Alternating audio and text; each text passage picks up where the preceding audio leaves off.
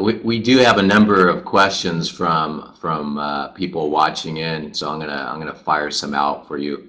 Okay. There's a question from Jan asking, what was the point for you personally when you realized how big a hit the show was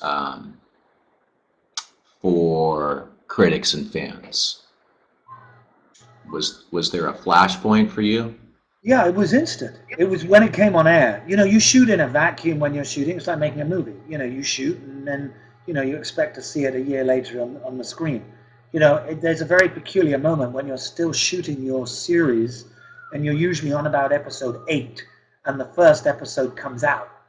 And Mhm. then you're shooting your show and seeing public reaction to it all at once. It's an oddly interactive experience with the public. And um, by episode 2 or episode 3, we seemed to have there seemed to be great passion about our show. Everyone was talking about it. The critics loved it. And Showtime were getting some of the biggest figures they'd ever had for a new show, and we were catching up with, you know, the greatest of their shows to date, Dexter, and it's just suddenly Showtime was, the place to be, and it was very exciting. So it was pretty instant. And I've been in hits before where there's been a slow burn, things like Band of Brothers, which sort of had a really slow burn, like sort of like a year later, 2 years later, it entered the public consciousness in a very profound way, but not instantly. With Homeland, it was just like bang, and we all went, "Wow, this is this is interesting and weird and great all at the same time." We have a question from Karen asking, with so many sides to Brody, have you had any difficulty with the evolution of the character? I mean, there's so many levels of deception and levels of the show not really making things, kind of keeping things opaque to viewers.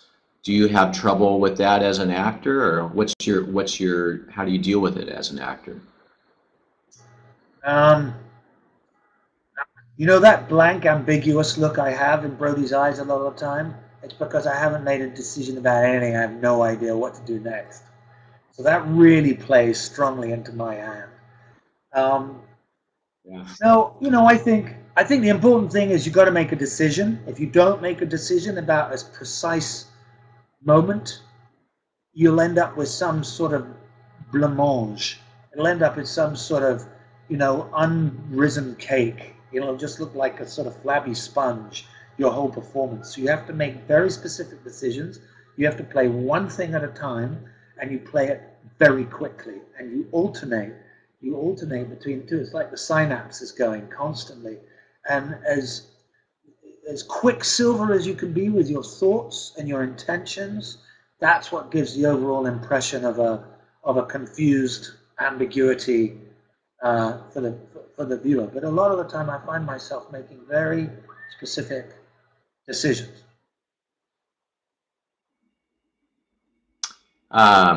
Yeah, I remember talking to Alex Gonza, the showrunner, and he said recently to me that his wife is still convinced that Brody planted the car bomb in front of the CIA headquarters, Yeah, despite him saying, no, it's not true. yeah. You know, if only Alex knew what was true, that would be a help to all of us.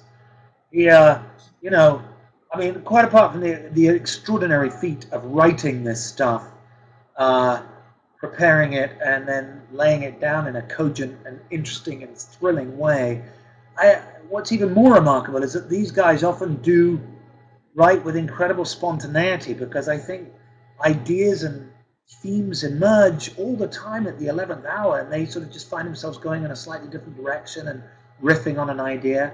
Um, so who knows? Yes, Alex might believe that Brody didn't do it, and then he might come to a point, you know. Have you met Lauren? She's a powerful character, you know. She could be right. Alex just doesn't know that yet. She could be right.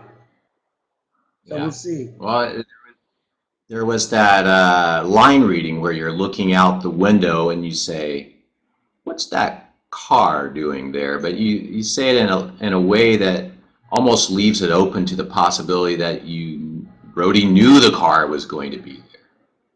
Yeah, I mean that kind of those moments are great fun to play because you don't want them to become arch. You don't want it to be knowing. You have to try and play as much as you can. You know, try and make that moment as sincere as possible, like a genuine.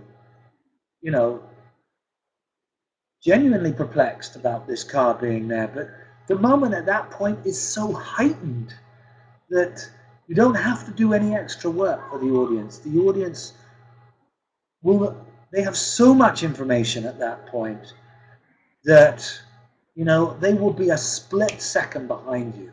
So as Brody says, "What's that car doing there?" A split second later, I think everyone went, "Uh-oh." And that's the fun of those moments.